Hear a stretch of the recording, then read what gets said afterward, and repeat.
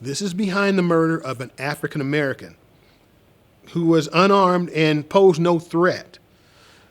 But that incident made Indianapolis the third police department in the United States to hire African Americans. It's the oldest case I have found so far of a white police officer being held accountable for the abuse or the killing of an African American. Edwin Phillips was an African American in Indianapolis that the Indianapolis Police Department was looking for, and the warrant was for basically interracial dating, which was a crime in Indiana in 1876.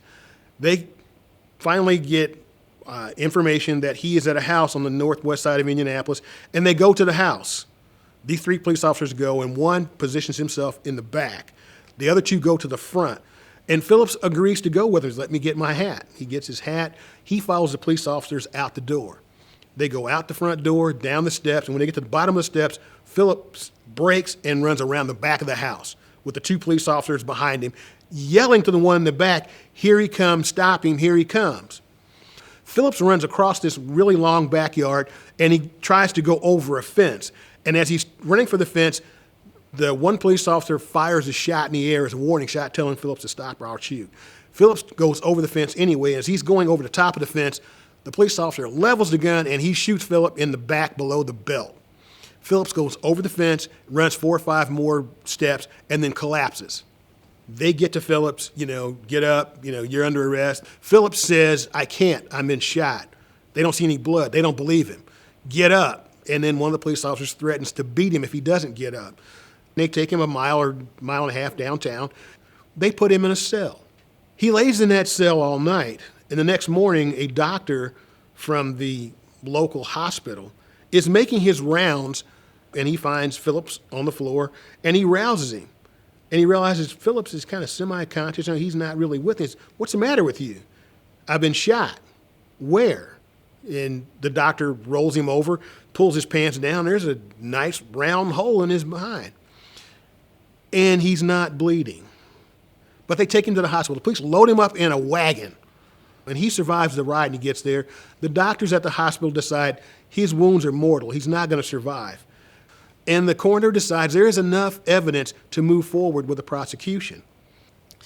So they have a prosecution. The Marion County prosecutor agrees to a prosecution. Phillips is shot in March.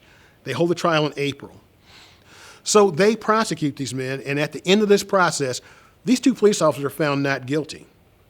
The black community is in an uproar, the 3 largest black churches in town, and they are leading the protest. Those ministers had some type of a meeting with the mayor, John Caven, and told Caven, "You have to do something. You have to fix this.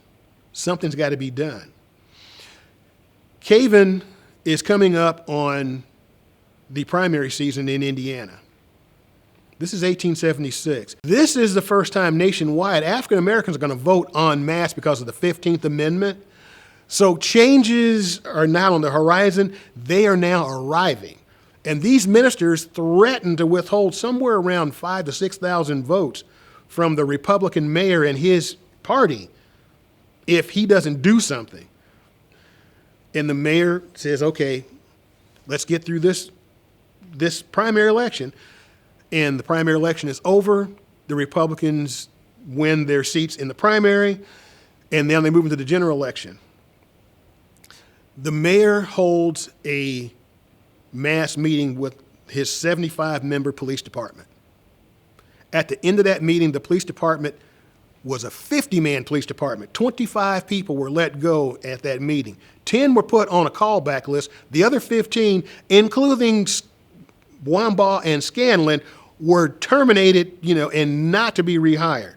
May 19th, 1876, the city of Indianapolis hired 2 black policemen, a black jailer, and 4 black firemen, all in one day.